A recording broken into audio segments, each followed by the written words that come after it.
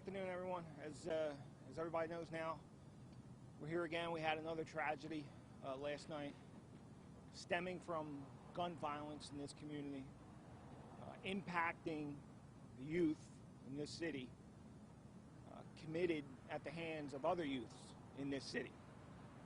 And it's frustrating. The offender in this case was arrested 2 years ago for a weapons offense. Didn't stop him from reoffending. He was arrested again last year for unauthorized use of stolen vehicle. Didn't stop him from reoffending. Didn't stop him from continuing to carry a firearm illegally. It's frustrating. Law enforcement has a role in this, right? To deter crime to the extent that we can. I had 3 transit police officers on the platform when this occurred. On the platform. Didn't deter it. And if we can't deter it, to make an arrest. And we did again for a 3rd time. All right? Now, if we're assuming that this offender only committed 3 crimes in his life, and we don't know that, he was locked up all 3 times. Something has to give. We got to get our hands around pattern offenders in this city. The issue in this city is not first-time offenders. We got to figure out how to stop reoffending. Law enforcement is doing its job. We have to take some questions.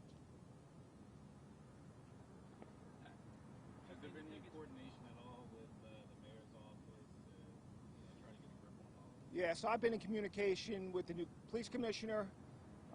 I know the commissioner well. We've had plenty of interaction in the past. I'm looking forward to his partnership with us to address crime on SEPTA, our partnership with him to address crime in this city.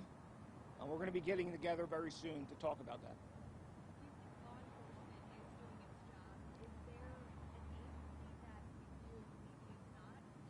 Well, look, these issues are not solved by any one agency, right? There's a behavioral health component. We don't know why pattern offenders continue to reoffend, right? There's got to be some form of increased penalty to dissuade people from reoffending. He committed, prior to this, 2 very serious offenses as a juvenile.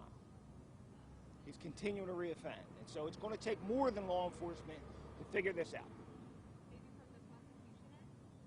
Yeah, look, those cases may not have been even finished prosecution yet, right? So we don't know. There's a prosecution piece to this, there's a judicial piece with sentencing to this, and there's a behavioral health component. Speaking of prosecution, Larry Krasman this morning talked about the fact that he's talking with Leslie and saying that crime is actually down on SEPTA. Can you talk more about that? Are you seeing these same trends as the city with violent crime going down? We are. So this is the 3rd year in a row we have reduced violent crime on SEPTA after peaking essentially in 2020. But we're seeing gun violence increase on SEPTA. We're trending, I don't know why, but we're trending several years behind what we're seeing in this city as a whole. Gun violence has been decreasing in this city for the past 2 years. It's increased for us last year, and we got to figure out why. In terms of the 2 offenders who were arrested, is it just one who has a criminal history, or both? Both have a criminal history. They were not together when they entered on SEPTA. They met up on location at 15th Street. We are still pouring through a lot of video, very tedious work, looking at hundreds of cameras to figure out motive at this point, because we don't have one. Did the 3 of them know each other? We don't know. At this point, we have not found an interaction between the offender and the victim so far from everything that we've seen prior to this incident. Does it appear to be any altercation or anything like that? Not that we have found so far. Like I said, we have a lot of people pouring through video. They didn't enter together, and we haven't found an interaction between the 2 yet prior to the shots ringing out. This could be anything at this point. It could be something that stemmed from neighborhood beef. We just don't know. Every time we gather here, usually there's something you guys say, hey, moving forward, we're going to do this, right? We've been here when you talked about new technology, when we banned shiesty.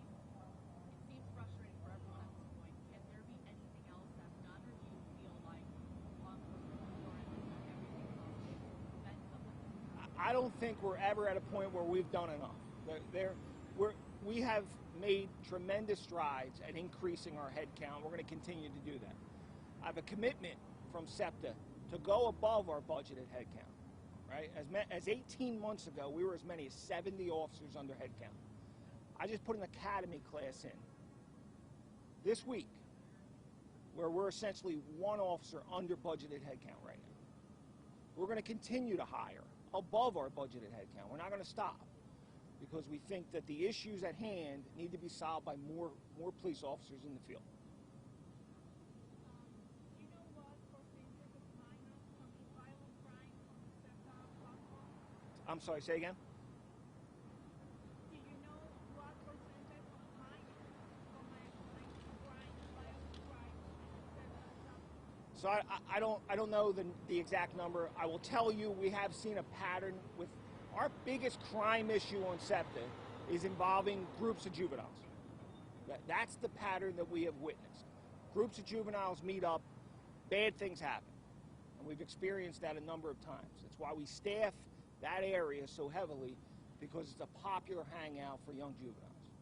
And I'm wondering, around that hour, 9:30, is it typical to have large crowds, a lot of them juveniles, and do you know if there was an event happening, or if there was, another place that they were kind of moving to and from?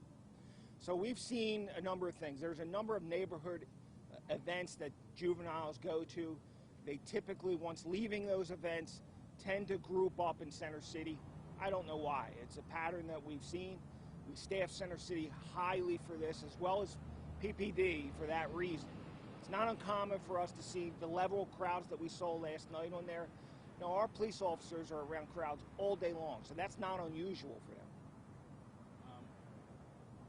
Was it one teen who shot a gun, or was it both of the offenders who were arrested? So it's one individual. We had one individual board a train from North Philadelphia Station come into town.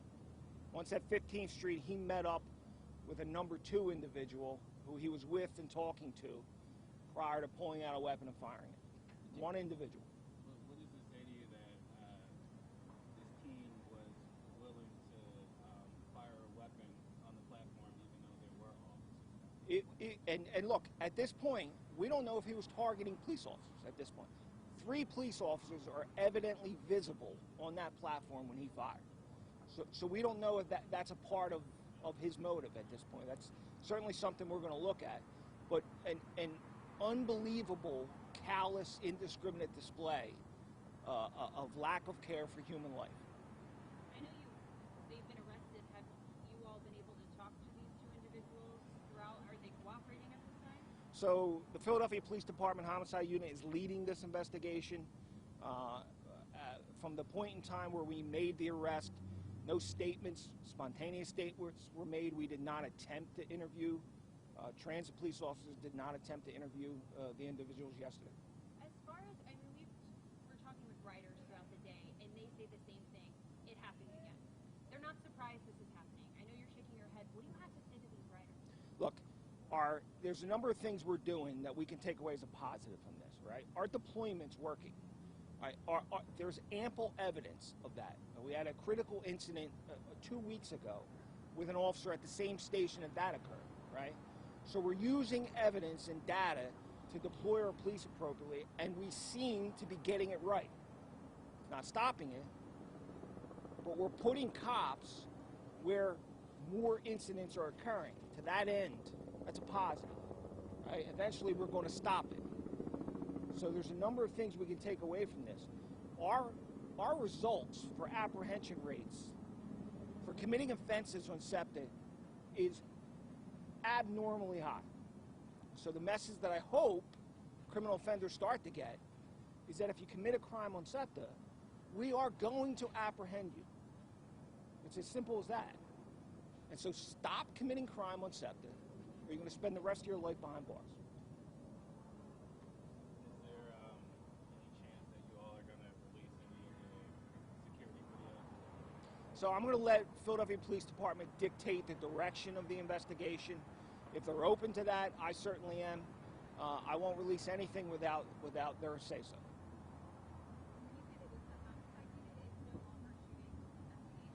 Well, look, the last update I got, and I haven't not gotten an update today, was that the young man did not expire yet. And so eventually, if he does, homicide unit will take over. Right now, the Philadelphia Police Department shooting group is leading this investigation.